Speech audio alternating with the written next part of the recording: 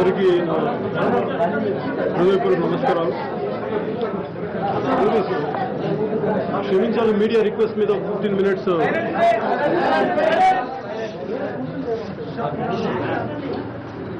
Media request మీద ఇంక 15 నిమిషాలు కొంచెం లేట్గా స్టార్ట్ చేయడం జరిగింది. అంటే లాస్ట్ 1.5 నుంచి చాలా తక్కువ సార్లు పార్టీ పెట్టినప్పటి నుంచి చాలా తక్కువ సార్లు మాట్లాడతాను. దానికి కారణం నాకు అభిప్రాయం లేక కాదు, ప్రతి విషయం మీద నా అభిప్రాయాలు నాకున్నాయి. కాకపోతే రాష్ట్రాలు విడిపోయిన తర్వాత ప్రతి ఒక్కరు చాలా బాధ్యతగా మాట్లాడాల్సిన అవసరం ఉంది. అందుకని దాంట్లో భాగంగా నేను ఎలా పడితే అలా మాట్లాడడానికి ఇష్టపడను. నాకు ఎందుకు మాట్లాడినంటే ఒక సామెత గుర్తొస్తూ ఉంటుంది. ఒక కొడుకు తల్లి దగ్గరికి వెళ్ళి అమ్మ ఏం చేసి బతికినాయంటే నోరు చేసి బతుకు బిడ్డ ఉందంట. అలా ప్రతి రాజకీయ నాయకులు ప్రతి ఒక్కరూ నోరు చేసుకోవడం కాదు, నోరు పారేసుకోవడం వల్ల అది ప్రజలకు అనర్థాలు. అందుకని నాకు నోరు పారేసుకోవడం కంటే కూడా అవసరమైనప్పుడు నోరు ఇప్పడం నాకు తెలుసు. నాకు పోయిన సంవత్సరం నరేంద్ర మోడీ గారు ముఖ్యమంత్రిగా ఉన్నప్పుడు, గుజరాత్ ముఖ్యమంత్రిగా ఉన్నప్పుడు, ప్రధానమంత్రి అభ్యర్థిగా ఎన్నికల ప్రచారంలో ఉన్నప్పుడు నేను వారిని అహ్మదాబాద్లో కలవడం జరిగింది. దాంట్లో అనేక విషయాలు వచ్చినాయి ఆ చర్చల్లో. కానీ దాంట్లో భాగంగా ఆయన నాకు చెప్పింది ఏంటంటే తెలుగు జాతి ఐక్యత దేశ సమగ్రతలో ఒక భాగం అని చెప్పారు నాకు ఆ రోజు. నాకు ఆ మాటలు చాలా బలం, నాకు ఆయనతో చాలా పంచుకున్న విషయాలు నాకు అది కూడా ఉంది. కానీ ఈ రోజున నాకు మార్నింగ్ పేపర్స్ చూస్తున్నప్పుడు తెలంగాణ ముఖ్యమంత్రి చంద్రశేఖరరావు గారు ఆ తెలుగు జాతి ఐక్యతకి మొట్టమొదట అడుగు వేశారా అని అనిపించింది. అంటే చాలా ప్రతిష్టాత్మకమైన యాదాద్రి గుడికి విజయనగరానికి జిల్లా చెందిన ఆంధ్రుడైన ఒక ఆనంద్ సాయిని ఒక ఆర్కిటెక్ట్ని పెట్టడం వారి పెద్ద మనసుకి ఒక చిన్న ఉదాహరణ అనిపించింది. అందుకని తెలుగు జాతి ఐక్యత కోసం మొట్టమొదటిగా అడుగు వేసిన కేసీ చంద్రశేఖరరావు గారికి, తెలంగాణ ముఖ్యమంత్రి చంద్రశేఖరరావు గారికి నా మనస్ఫూర్తిగా నా అభినందనలు తెలియజేసుకున్నాను.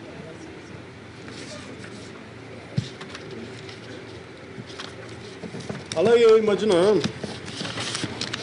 వీడు పవన్ కళ్యాణ్ పార్టీ పెట్టాడు, మాట్లాడు, తప్పించుకుంటాడు, తిరగడు, కనిపించడు, ఇది రాజకీయాలు నడిపే విధానం కాదు అని అందరూ అంటూ ఉంటే నాకు తెలుసు, అవన్నీ తెలియక కాదు.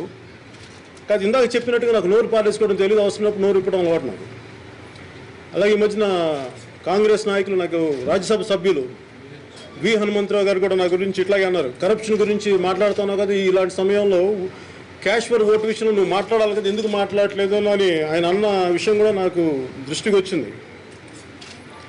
అంటే నాకేమనిపిస్తుంది, ఇలాంటి విషయాల్లో మాట్లాడాలి అంటే కాంటెంపరీ పాలిటిక్స్లో నీతి నిజాయితీలకి సాధ్యమని అనిపిస్తుంటుంది. అంటే వర్తమాన రాజకీయాలు నీతి నిజాయితీలకి పుట్టిల్లు కాదని చెప్పి బయట రోడ్డు మీద వెళ్ళి చిన్నపిల్లవాడు అడిగిన చెప్తాడు.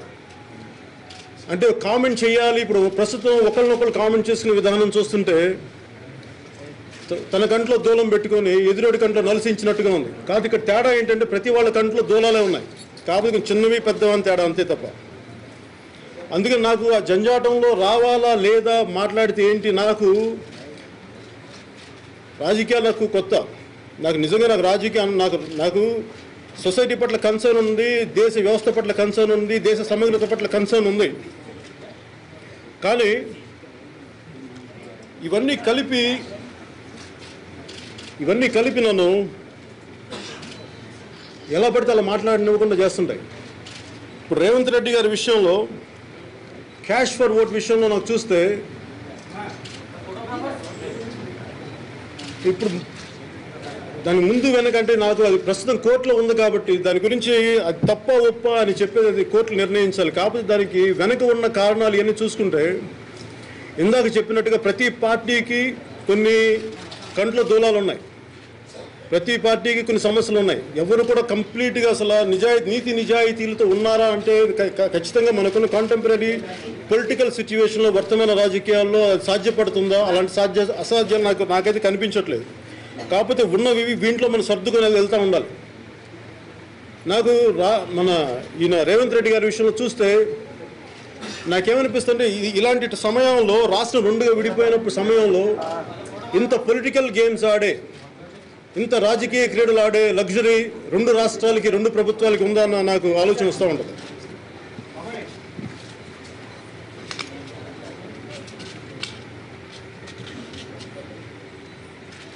సో నాకు అనిపిస్తుంది ఏంటంటే ఇద్దరికి, రెండు రాష్ట్రాలకి చాలా బాధ్యతలు ఉన్నాయి, చాలా సమస్యలు ఉన్నాయి, సరిహద్దు సమస్యలు ఉన్నాయి, ఇంకా ఆస్తుల పంపకాలు సరిగ్గా జరగలేదు, ఇంకా కొట్టుకుంటానే ఉన్నాం.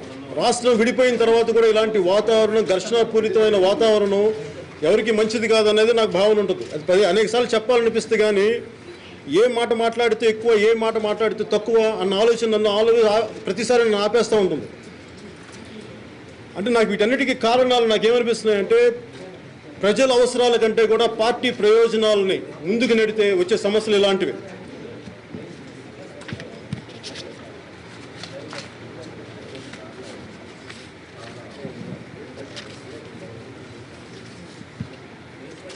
అలాగే అలాగే ఇంకో ముఖ్యమైనది ఏంటంటే phone tapping case. Phone tapping అనేది నిజానికి దాన్ని చాలా సీరియస్గా తీసుకోవాల్సిన విషయం.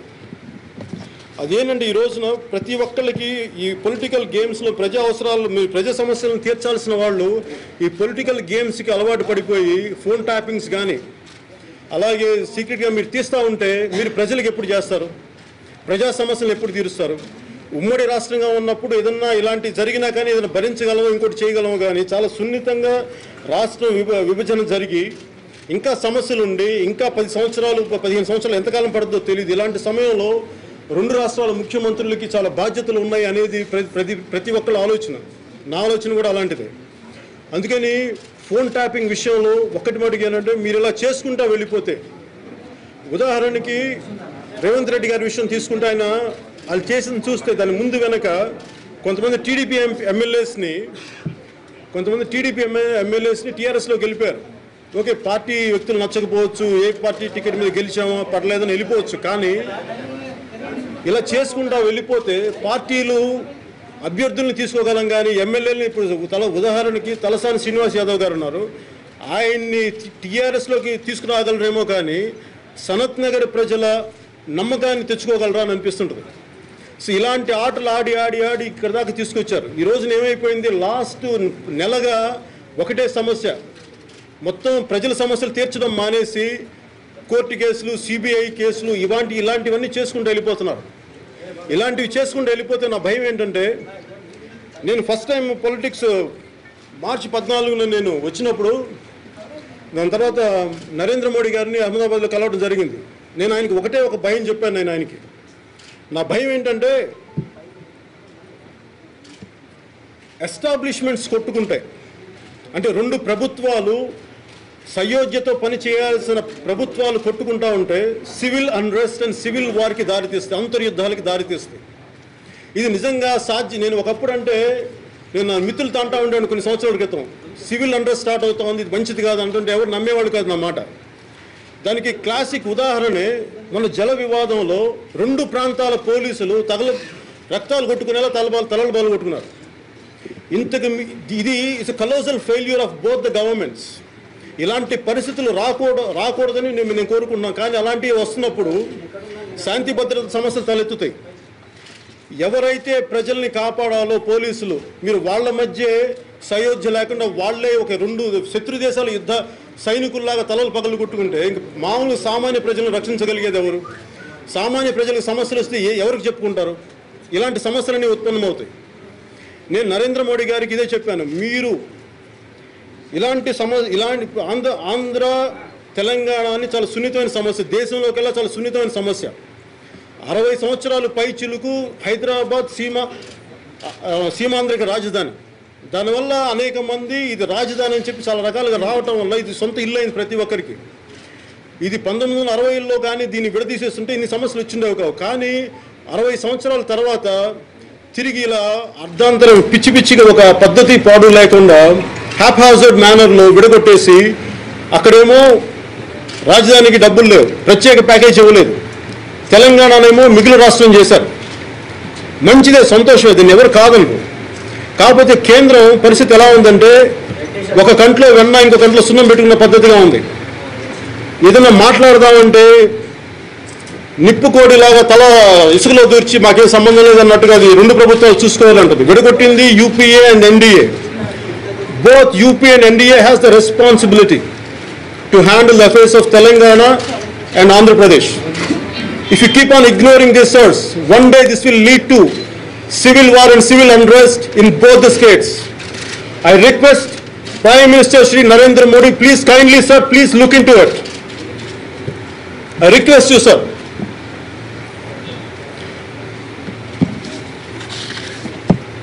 నేను ముందుగా చెప్పే నాకు ఇంకొకటి మొదటి నుంచి నేను ఈ టెలిఫోన్ ట్యాపింగ్ విషయంలో కూడా మీరు టెలిఫోన్ ట్యాపింగ్ చేసుకుంటా వెళ్ళిపోతే రేపు పొద్దున ఎవరు అంటే మీరు టెలిఫోన్ ట్యాపింగ్ చేస్తున్నది ఇంకొక ముఖ్యమంత్రి టెలిఫోన్, అది అబద్ధమా నిజమా నాకు తెలియదు. నిజంగా దీన్ని నిజాలు రావాలంటే లెట్ సిబిఐ ఎంక్వైరీ హ్యాపెన్.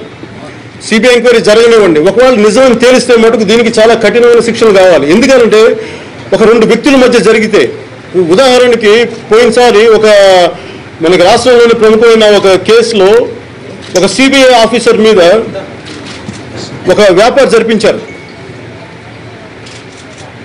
ఒక వ్యాపారం ఆయన టెలిఫోన్ ట్యాపింగ్ జరిపిస్తే ఆ టెలిఫోనిక్ కాన్వర్జేషన్ దాని కంటెంట్ ఆ కేసుకి ఏమాత్రం సంబంధం లేదు. కాకపోతే ఇలా చేయడం వల్ల ఏమైపోయిందంటే అది ఇంటిగ్రిటీని దెబ్బ కొట్టచ్చు అని అనుకున్నారు, కానీ అలాంటి ఏం జరగాల్సిన కేసులు అలాగే ఉన్నాయి.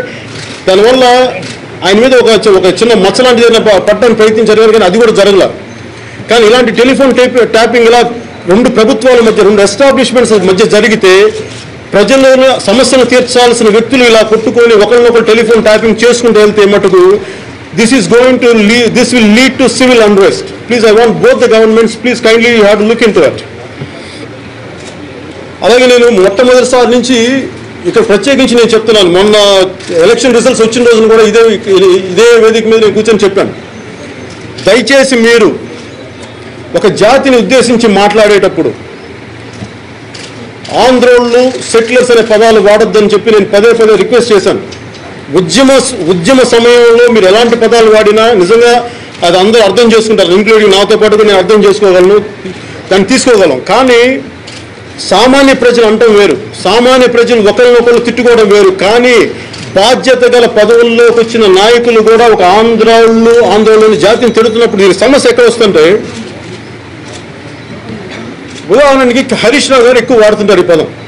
నాకు ఎవరితో కూడా నాకు వ్యక్తిగతమైన విభేదాలు లేవు. నాకు ఎవరితో ఉండేదల్లా సిద్ధాంతపరమైన విభేదాలు లేదంటే పాలసీ పరమైన విభేదాలు నాకు ఉండేది. హరీష్ రావు గారిని ఆ మధ్యన ఈ దొరపాలన వస్తుంది, బెల్లం దొరలందరూ ఇంతే అని ఒక పెద్ద ఎవరో ఒక ఆయన నేను కాదు మిగతా నాయకులు ఎవరో మాట్లాడితే దానికి హరీష్ రావు గారు చాలా నొచ్చుకున్నారు. దొరలు అనేది ప్రజలు దోచేవాళ్ళు కానీ దొరలు అనేది కులం కాదని. నేను అర్థం చేసుకోగలను ఆయన బాధ ఆయన. అలాగే నేను వారికి చెప్పేది ఏంటంటే, అలాగే ఆంధ్ర అనేది ఒక కులం కాదు, మీకు ఆంధ్రోళ్ళు అనేది ఒక కులం కాదు. ఈ ఆంధ్రోళ్ళతో పంచాయతీలు తీరలేదు అని ఎవరన్నా, మన చంద్రశేఖరరావు గారు అన్నా, ఇది ఆంధ్రోళ్ళ పార్టీ అని చెప్పి హరీష్ రావు గారు అన్నా నాకేమనిపిస్తుంటుందంటే, ఆంధ్ర అనే శబ్దం ఇది చంద్రబాబు గారికి సంబంధించింది కాదు. ఇది మీ చంద్రబాబు గారిని తిట్టాలనుకుంటే, చంద్రబాబు నాయుడు గారిని కానీ టీడీపీ పార్టీని తిట్టాలనుకుంటే మీరు తిట్టండి వాళ్ళు, లేదంటే రేపు నన్ను తిట్టాలనుకుంటే పవన్ కళ్యాణ్ అనే వ్యక్తిని తిట్టండి. కానీ మీరు ఆంధ్ర జాతిని ఉద్దేశించి తిడుతుంటే దీనికి చిన్న ఓరియంటేషన్ అవసరం. దీని వెనుక దీనికి కారణం ఏంటంటే,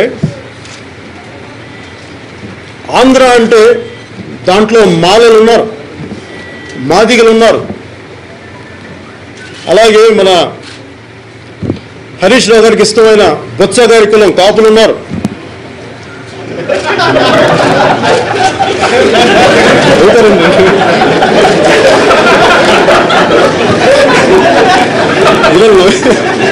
ఇంత భేదంతో మాట్లాడు. అలాగే మన చంద్రబాబు నాయుడు గారిని తిడుతుంటే ఆంధ్రులు అంటే ఒక కమ్మ సామాజిక వర్గం కాదు, ఎస్టీలు ఉన్నారు, షెడ్యూల్ ట్రైబ్స్ ఉన్నారు, ముస్లిమ్స్ ఉన్నారు, క్రిస్టియన్స్ ఉన్నారు. ఇన్ని కులాల సమ్మేళనం ఆంధ్ర అంటే. మీరు ఇలా తిట్టుకుంటా వెళ్ళిపోతే సమస్య. నా భయం ఏంటంటే, మీరు ప్రతిసారి తిడుతున్నప్పుడు హరీష్ రావు గారు అంటే మీరు కానీ పాటించకపోతే నేను చిన్న ఉదాహరణ కూడా చెప్తాను, ఇది ఎక్కడికి దారి తీస్తుంది అని ఒక 2-3 చిన్న ఉదాహరణ రోడ్ల మీదకి ఎలా వస్తున్నాయి ఈ పదాలను మీకు దయచేసి మీకు చెప్తాను ఈ వేదికను ఉద్దేశించి ఉపయోగించుకొని. అంటే మీరు ఇలా తిట్టడం వల్ల చంద్రబాబు నాయుడు గారు ఆంధ్ర అంటే ఆయన కమ్మ సామాజిక వర్గం కాదు. నాకు కులాల గురించి మాట్లాడడం నాకు చాలా చిరాకు. కానీ రాజకీయాల్లోకి వచ్చాక తప్పనిసరి పరిస్థితుల్లో మాట్లాడి తీరాల్సి వస్తుంది. చంద్రబాబు నాయుడు గారిని మీరు తిట్టాలంటే ఆయన కులం పరంగా మీరు ఆయన వ్యక్తిగా తిట్టుకోండి, అలాగే పార్టీ పరంగా తిట్టండి. తెలుగుదేశం పార్టీగా తిట్టుకోండి. ఇది ఆంధ్రోళ్ళ పార్టీ అని అంటే దయచేసి ఆంధ్రోళ్ళు అందరూ తెలుగుదేశం పార్టీలో లేరు. పైగా ఆంధ్రోళ్ళు అనేది ఒక పార్టీ, ఒక కులం కాదు, ఒక చంద్రబాబు నాయుడు గారు చెందిన సామాజిక వర్గం కాదు. చాలామంది ఉన్నారు, చాలా కులాలు ఉన్నాయి, అనేక కులాలు, అనేక మతాల సమ్మేళనం ఆంధ్రులు అంటే. ఎందుకంటే ఇప్పుడు దాకా మీరు ఇలా తిట్టుకుంటూ వెళ్ళిపోతే అది చెప్తున్నారు. మీకు ఆంధ్రోళ్ళు అంటే మీకు చంద్రబాబు నాయుడు గారు కనిపిస్తున్నారేమో, కానీ బయట జనాలకి, రోడ్డు మీద తిరిగే జనాలకి అది ఎలా కనిపిస్తుంది? ఒక చిన్న ఉదాహరణ. మన ఈ మధ్యన నా మిత్రుడు అక్కడ రోడ్డు మీద వెళ్తా ఉన్నాడు. అతనికి హైదరాబాద్లో పుట్టి పెరిగిన అతనే, ఒక 5 జనరేషన్స్. ఆయన ఒక ఇన్సిడెంట్ చెప్పాడు నాకు. రోడ్డు మీదకి వెళ్తా ఉంటే ఒక కారులో 2 భార్యాభర్తలు చిన్న బిడ్డ వెళ్తున్నారు. తాగేసిన ఒక అతను అడ్డు వచ్చాడు. ఆ కొట్టుకోవడంలో బైక్ నుంచి దిగిన అతను, ఏమరా అందరా కొడక నువ్వు స్టేట్ వచ్చినా ఇంకా నువ్వు ఇలా పెట్టి ఇలా తిట్టేసుకుంటా కొట్టయిపోతుంటే మధ్యలో నా స్నేహితులు వెళ్ళి ఆపి పక్కన లాగారు. అంటే ఇట్లా అర్థమవుతుంది బయట అందరికీ. ఈ రోజున చంద్రశేఖరరావు గారేమో విజయనగరం జిల్లా చెందిన ఆనంద్ సాయిని చీఫ్ ఆర్కిటెక్ట్గా యాదాద్రికి పెడితే ఆయన అంత గొప్ప స్ఫూర్తిని చాటుకుంటుంటే, అంత సమైక్యత స్ఫూర్తిని, అంత తెలుగు జాతి స్ఫూర్తిని ఆయన చాటించుకుంటారు. ప్రజలకి వేరేలా ప్రజల్లోకి వెళ్ళట్లేదు. దయచేసి దీన్ని ప్రజల్లోకి మీరు తెలుగు జాతి ఒకటే చంద్రశేఖరరావు ఈరోజు పొద్దున్న ప్రూవ్ చేసినట్టుగా, నిన్న యాదాద్రిలో ప్రూవ్ చేసినట్టుగా ఈ ప్రజల్లోకి వెళ్ళాల్సిన అవసరం ఉంది. 2 జాతుల మధ్య ఒక సమైక్యత తీసుకురావాల్సిన అవసరం ఉంది. ఇలాగే తీసుకుంటూ వెళ్తే రేపొద్దున పోలీసులే కొట్టుకున్నారు, ఈసారి ప్రజలు కొట్టుకుంటే పోలీసులు కూడా ఎలా కొట్టుకున్నారు కదా, ప్రజలు రక్షించే వాళ్ళు ఎవరు ఉండరు, తలగాయలు పగిలితే తర్వాత అప్పుడు సెక్షన్ 8 వచ్చే అవసరం. అలాంటి పరిస్థితుల్లో సెక్షన్ 8 వస్తుంది తప్ప మన 2 విభజన చట్టంలో సెక్షన్ 8 రావడానికి అలాంటి పరిస్థితులు తోడ్పడతాయి తప్ప ఒక సిబిఐ కేసులో చంద్రబాబు నాయుడు గారి మీద అభియోగం మోపితేనే ఇలాంటి పరిస్థితుల్లో సెక్షన్ 8 అనేది నిజంగా అప్లై కాదు. నేను వ్యక్తిగతంగా మీరు కేంద్రం ఖచ్చితంగా ఆంధ్రప్రదేశ్కి అన్యాయం చేసింది. ఒక తెలంగాణ రాష్ట్రం ఇవ్వడంలో మిగులు రాష్ట్రంగా చేసిందో అలాగే వీళ్ళకి ఆంధ్రప్రదేశ్కి చాలా అన్యాయం జరిగింది. కానీ అంత మాత్రాన మీరు ఎలాగో తెలంగాణ రాష్ట్రం ఒక రాష్ట్రానికి అన్యాయం చేశారు, సంతోషం, భరిస్తాం. కానీ ఇంకో రాష్ట్రానికి మళ్ళీ మీరు ఈ రాజధానిని మళ్ళీ మీరు సెక్షన్ 8 పైన మళ్ళీ కేంద్రానికి బాధ్యతలు అప్పగిస్తే మళ్ళీ ఇంకా పెద్ద తప్పు చేసిన వాళ్ళు అవుతారు. అలాంటి తప్పులు చేయకండి. కానీ ఇలాంటి పరిస్థితులు సెక్షన్ 8 గురించి రావాల్సిన పరిస్థితులు ఎందుకు ఉన్నాయి, ఎందుకు ఏ పరిస్థితులు ఇలాంటి వచ్చినాయి అంటే దానికి బాధ్యత ముఖ్యమంత్రి చంద్రశేఖరరావు గారు తీసుకోవాలి. ఎందుకంటే మీరు కానీ ప్రజల్ని మీరు ఉద్యమంలో నడుపుతున్నప్పుడు మీరు ఏమన్నా చెల్లిపోతుంది, దాన్ని అర్థం చేసుకోగలరు. కానీ మీరు రాజ్యాంగం మీద ప్రమాణం చేసి అందరూ నాకు సమానమే అన్న తర్వాత కూడా మీరు పక్షపాతంగా వహిస్తున్నారు అని చెప్పి ఏమాత్రం కొన్ని జరిగితే మటుకు దానికి బాధ్యత ముఖ్యమంత్రులు వహించాల్సి వస్తుంది. అందుకని ఇది చాలా కీలకమైన దశ 2 రాష్ట్రాలకి వచ్చే 10 సంవత్సరాలు. ప్రతి ఒక్కళ్ళు, ప్రతి రాజకీయ నాయకుడు పార్టీలకు అతీతంగా చాలా బాధ్యతగా, చాలా బరువుతో మాట్లాడాల్సిన అవసరం ఉంది. సో దయచేసి దాన్ని మీరు గ్రహిస్తారని నేను కోరుకుంటున్నాను. సెక్షన్ 8కి సంబంధించి ఎలాంటి పరిస్థితుల్లో వస్తుందంటే నాకు తెలిసి సెక్షన్ 8 ఐఎమ్ అగెయిన్స్ట్ సెక్షన్ 8. శాంతి భద్రతలు ఒక రాష్ట్రాన్ని సంపూర్ణంగా విడగొట్టిన తర్వాత ఖచ్చితంగా అన్యాయం జరిగింది ఆంధ్రప్రదేశ్కి. కానీ ఇలాంటి పరిస్థితుల్లో మళ్ళీ మీరు ఇచ్చిన స్వేచ్ఛని ఇచ్చే రాష్ట్రాన్ని ఇచ్చిన ఆనందం మళ్ళీ తీసేయకండి. ఒక చంద్రబాబు నాయుడు గారి సమస్యలు ఉన్నాయి. దానికి నేను చెప్పేది ఏంటంటే both NDA government and UPA, opposition UPA మీరు ఇద్దరు కలిపి నిర్ణయం తీసుకున్నారు రాష్ట్రాన్ని విడగొట్టాలని చెప్పి. అలాంటప్పుడు మీరు చేయాల్సింది ఏంటంటే క్రియేట్ అ పార్లమెంటరీ కమిటీని, దాని ప్రత్యేకమైన కమిటీని వేయండి. 2 బీజేపీలో ఉండే సభ్యులు, కాంగ్రెస్లో ఉండే సభ్యులతో కూడిన ఒక 5 మంది కానీ 3 కానీ ఒక కమిటీని వేయండి. ఆ కమిటీని ఇక్కడ వ్యవహారాలని పరిశీలించేలా చూడండి. అలాగే ఇక్కడ చంద్రబాబు నాయుడు గారు చెప్పినట్టుగా కొన్ని సమస్యలు ఉన్నాయేమో, అలాంటి సమస్యలకి మీరు ఒక ప్రత్యేకమైన ఒక ఆఫీస్ని డెవలప్ చేయండి, which will straight away report to PMO's office. PMO ఆఫీస్కి డైరెక్ట్గా రిపోర్ట్ చేసే ఒక పర్టికులర్ ఒక ఐపీఎస్ కానీ ఒక సెంట్రల్ ఒక ఆఫీసర్ ఒక ఐపీఎస్ కానీ వేర్ దే విల్ మానిటర్. వాళ్ళ అధికారాలు తీసుకోరు కానీ వాళ్ళు మానిటర్ చేయాలి. ఏదైనా ప్రజలకు ఏదైనా సమస్యలు ఉన్నాయి, సీమాంధ్ర ప్రజల భద్రతకి ఏదైనా సమస్యలు ఉన్నాయి, చిన్న చెదురుమదురు సంఘటనలు ఉన్నప్పుడు అవి పెద్దవి కాకుండా ఏదైనా ఉంటే చాలా మొగ్గ స్థాయిలో తుంచేసే సమస్యలు ఏదైనా ఉంటే కన్సర్న్ పోలీస్ స్టేషన్స్కి వెళ్ళినప్పుడు న్యాయం జరగనప్పుడు అక్కడ సెంట్రల్ ఆఫీస్కి వెళ్ళి మాకు ఇలాంటివి ఉన్నాయంటే లెట్ దెమ్ మానిటర్. అంతేగాని మీరు ఇలాంటి వయా మీడియాగా అందరికీ విశ్వాసం కలిగించే చర్యలు తీసుకోండి తప్ప దయచేసి సెక్షన్ 8 పెట్టి మళ్ళీ ఆల్రెడీ 9 సంవత్సరాలు 600 పైచిలకు నూరేళ్ళు బతకాల్సిన యువకులు చచ్చిపోయారు తెలంగాణ కోసం. మళ్ళీ ఇంకోసారి పెట్టి మీరు దయచేసి ఇంకోసారి అల్లకల్లను సృష్టించకండి. చేసింది చాలు, సంతోషం. మీరు ఇంక చేయాల్సిందల్లా ఏదైనా ఆంధ్రప్రదేశ్కే చేయాలి.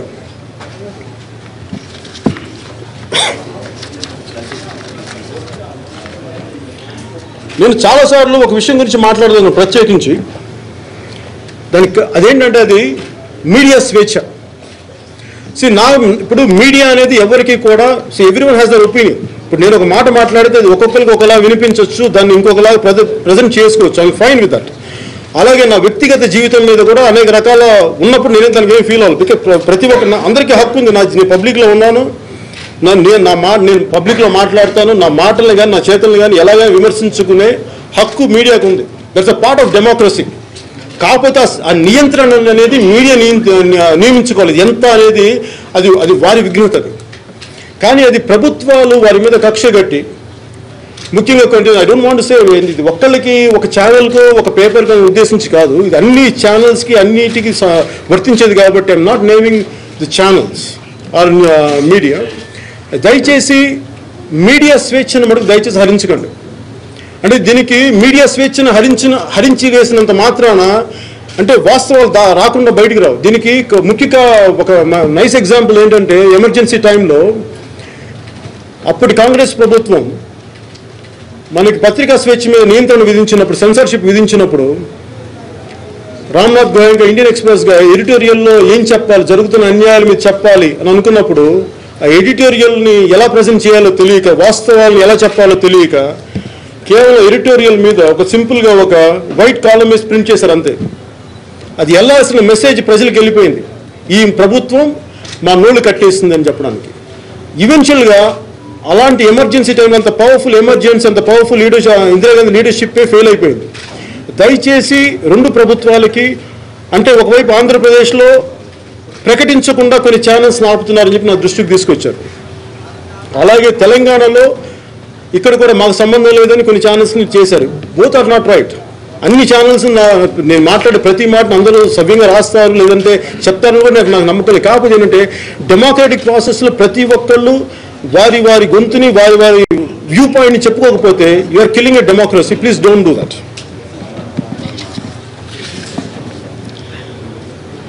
ఇక్కడ అందరికంటే ప్రజలకి ప్రతి ఒక్కరికి అర్థం కావాల్సింది ఏంటంటే హైదరాబాదు తెలంగాణ రాజధాని, దాన్ని తిరుగులేదు, దాన్ని ఎవరు కాదనరు.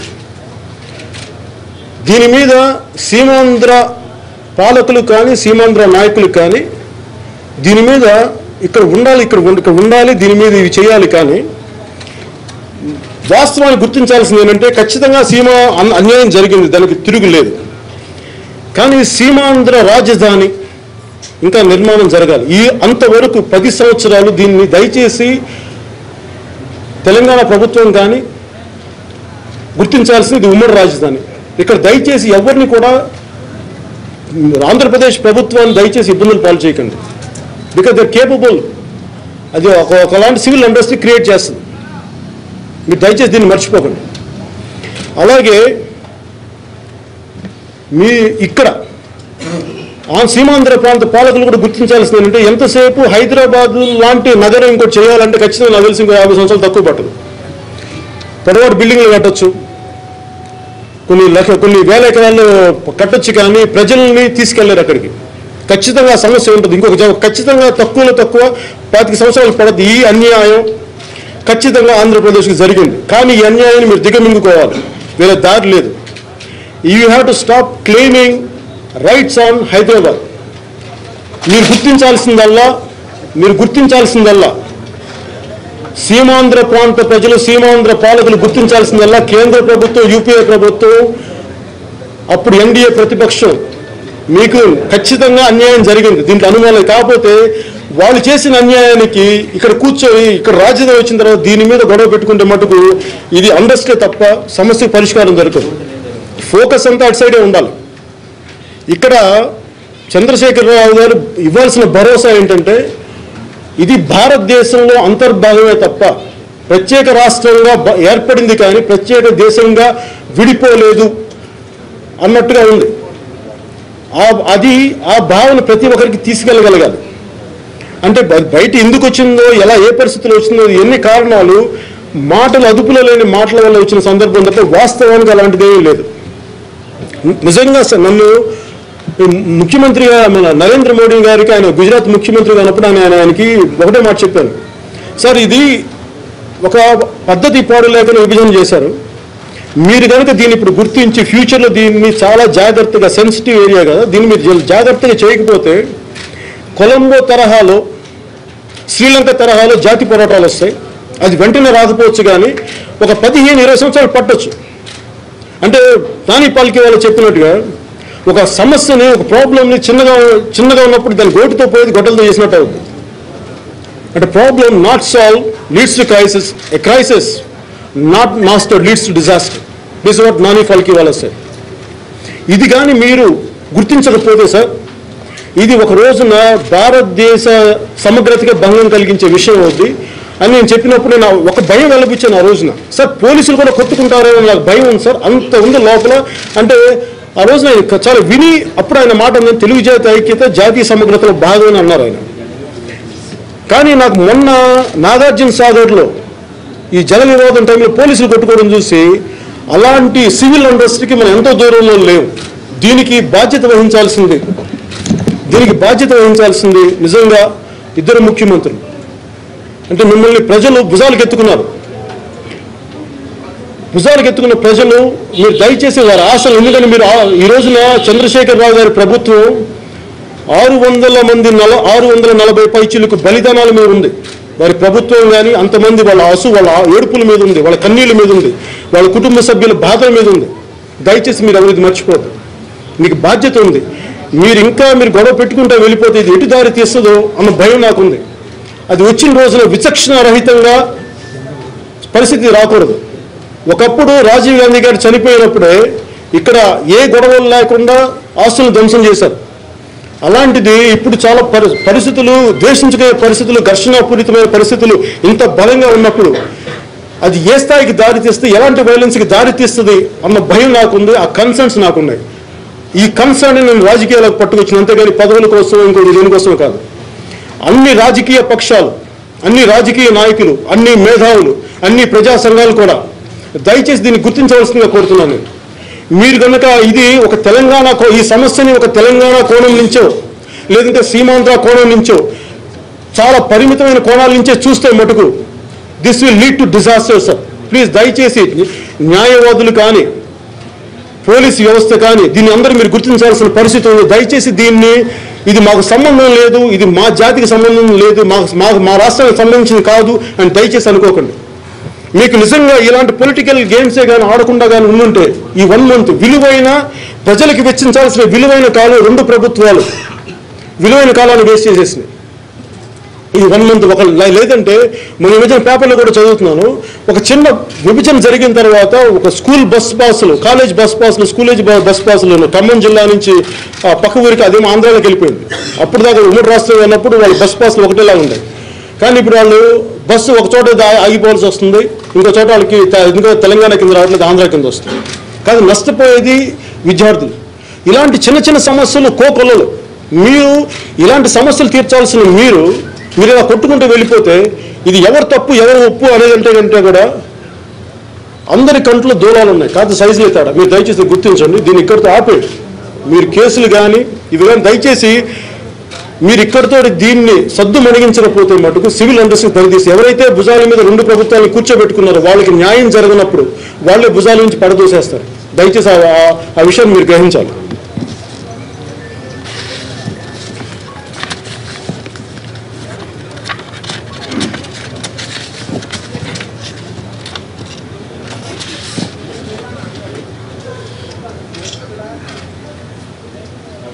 కావాలంటే మీరు ముఖ్యమంత్రులకి బాగా పాలన చేసి విసుగొచ్చినప్పుడు రాజకీయ విడుపు కోసం కావాలంటే అప్పుడప్పుడు తిట్టుకోవచ్చు.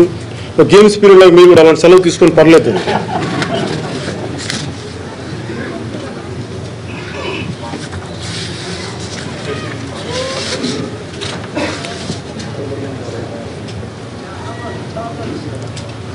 ముఖ్యంగా సీమాంధ్ర ప్రాంతానికి సంబంధించి ఆంధ్రప్రదేశ్కి తెలంగాణను మిగిలిన రాష్ట్రం చేసి రాజధాని ఎలా ఇచ్చి తెలంగాణ ప్రజలను ఎలా సంతోషపెట్టారో అలాగే సీమాంధ్రకి చాలా అన్యాయం జరిగింది. ఆంధ్రప్రదేశ్కి స్పెషల్ స్టేటస్ ఇస్తామని చెప్పి ఆ రోజున యూపీఏ ప్రభుత్వం చెప్పింది.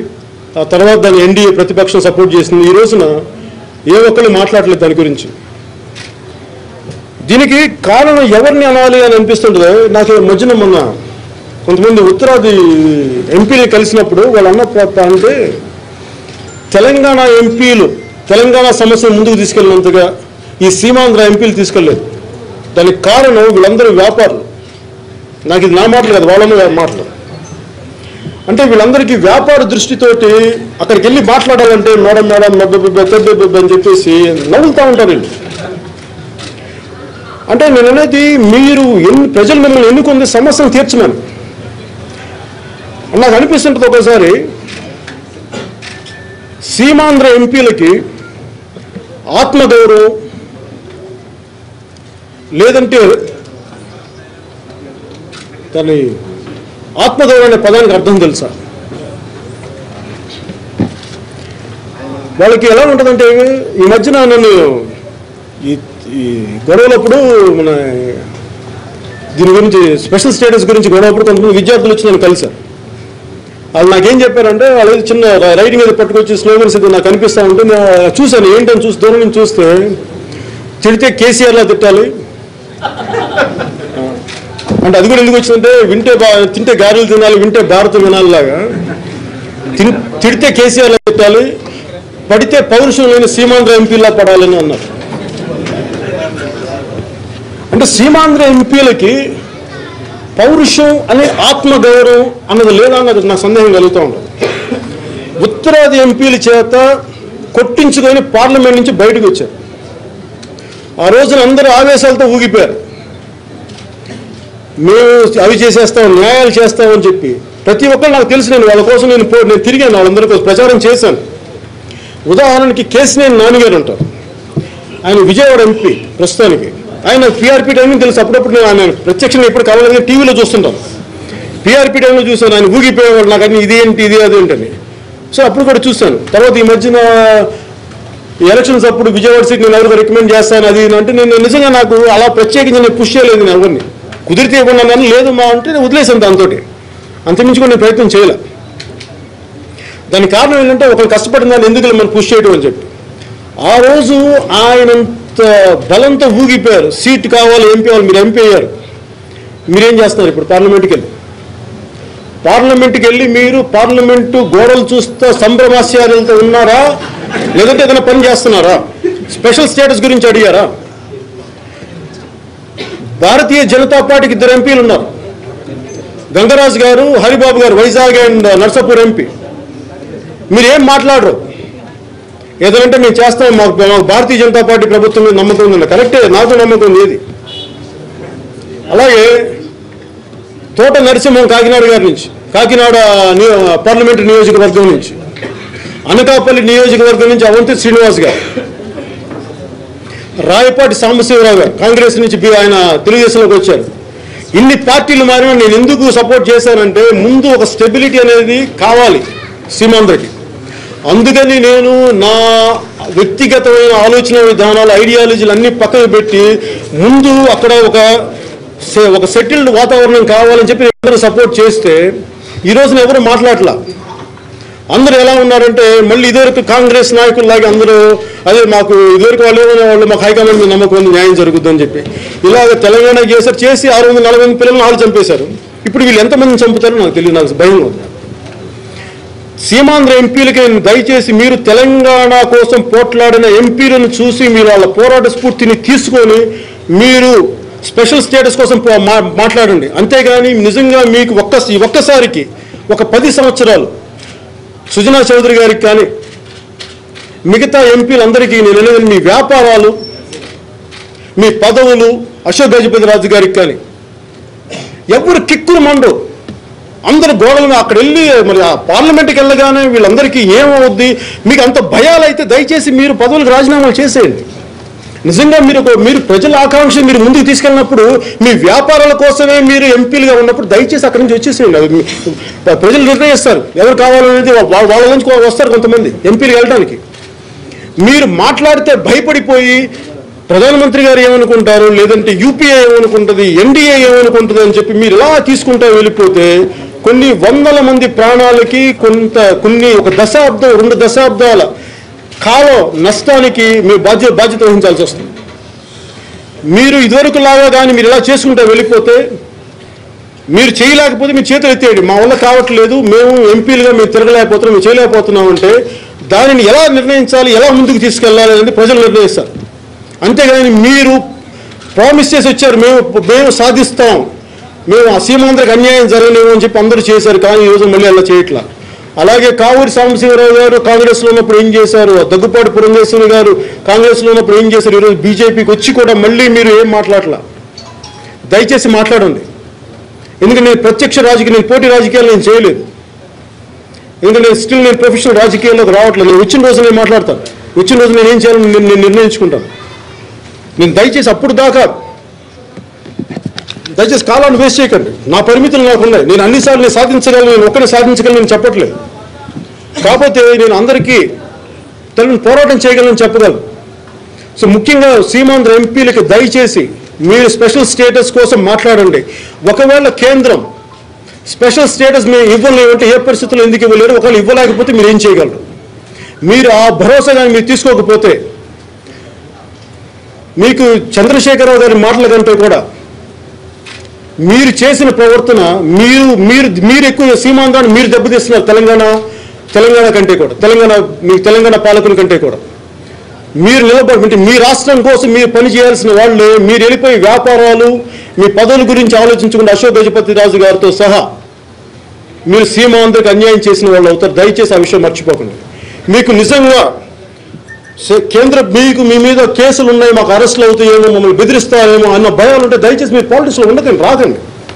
మిమ్మల్ని ఎవరు బలవంత పెట్టట్లా. దయచేసి మీరు న్యాయం చేయలేని పక్షంలో దయచేసి రాజకీయాల్లోకి రాకండి. మీరు కుదరినప్పుడు మీరు దయచేసి వెళ్ళిపోండి, లేదంటే మా వల్ల కాదని చెప్పి ప్రజలకు చెప్పండి. ప్రజలు నిర్ణయిస్తారు దీన్ని ఇక్కడి నుంచి ఎలా ముందుకు తీసుకెళ్లాలనేది. అంతేగాని దయచేసి మీరు ఇక్కడితో దీన్ని ఆపకపోయి మీరు ఏమాత్రం న్యాయం చేయకపోతే ప్రజలకు అన్యాయం చేసిన వాళ్ళతో. So Telugu thank you sir.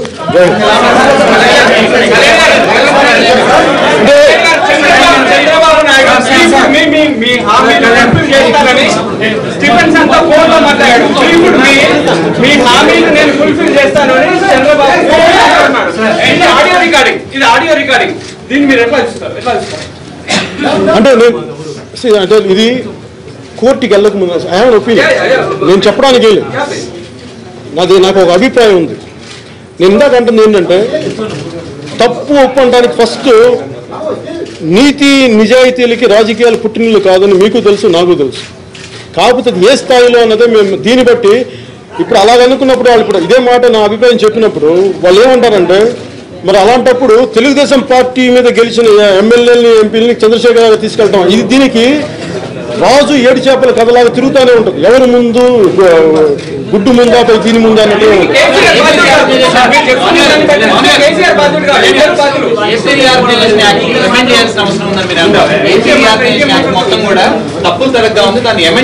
Amend చేయటం అంటే కూడా ఖచ్చితంగా రాజ్యాంగానికి అమెండ్మెంట్స్ ఉన్నప్పుడు ఒక యాక్ట్ లో కొన్ని ఏదన్నా తప్పొప్పు లేదని ఉంటే వాటి సరి చేయాల్సిన అవసరం ఉంది. అమెండ్మెంట్ తను ఏమన్నా ఎగ్జాక్ట్ వర్డ్ తెలియదు.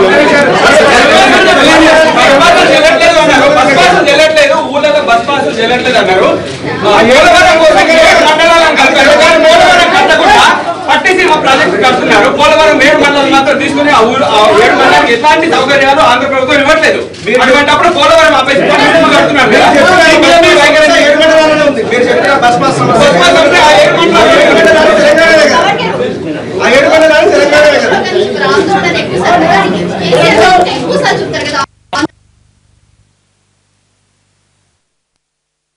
మీరు ఒకసారి మీరు ఆలోచించాల్సి, నేను ఎవరికి భయపడను.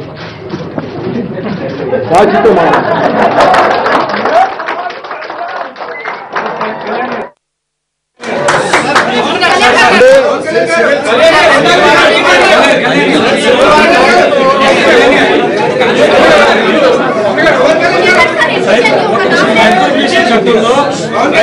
చట్టంలో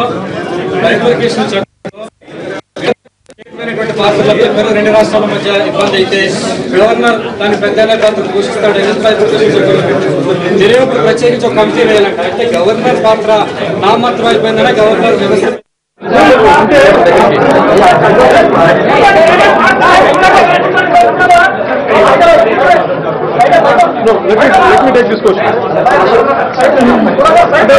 గవర్నర్ పాత్ర చాలా పరిమితులతో ఉన్నది. అది ఆయన స్వతహాగా నిర్ణయించిన, గవర్నర్ గారి పాత్ర స్వతహాగా నిర్ణయించుకునేది కాదు. అది కేంద్ర ప్రభుత్వం కింద లోపడి ఉంటుంది. రాష్ట్ర ప్రధానమంత్రి కేంద్ర ప్రభుత్వం కింద లోపడి ఉంటుంది. ఆయన ఎలా మాట్లాడలేదు వాళ్ళు నిర్ణయించుకుంటే తప్ప ఈయన ఏం చేయలేదు.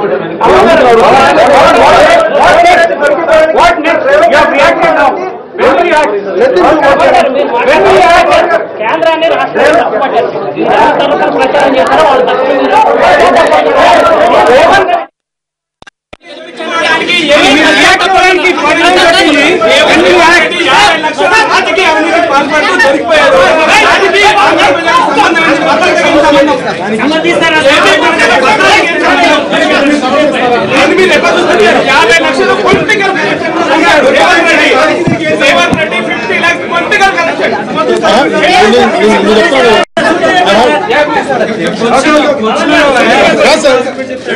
నేను అనేది నా దగ్గర ఒక అభిప్రాయం ఉంది.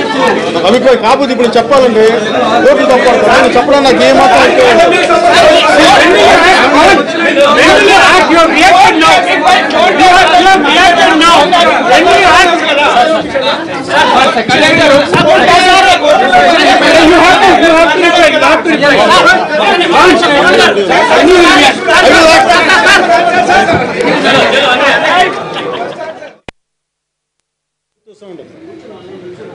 కొడుకు తల్లి దగ్గరికి వెళ్ళి అమ్మ ఏం చేసి బతుకున్నాయంటే నోరు చేసి బతుకు బిడ్డ ఉందంట. అలా ప్రతి రాజకీయ నాయకులు ప్రతి ఒక్కరూ నోరు చేసుకోవడం కాదు, నోరు పారేసుకోవడం వల్ల అది ప్రజలకు అనర్థాలు. అందుకని నాకు నోరు పారేసుకోవడం కంటే కూడా అవసరమైనప్పుడు నోరు ఇప్పడం నాకు తెలుసు. నాకు పోయిన సంవత్సరం నరేంద్ర మోడీ గారు ముఖ్యమంత్రిగా ఉన్నప్పుడు, గుజరాత్ ముఖ్యమంత్రిగా ఉన్నప్పుడు ప్రధానమంత్రి అభ్యర్థిగా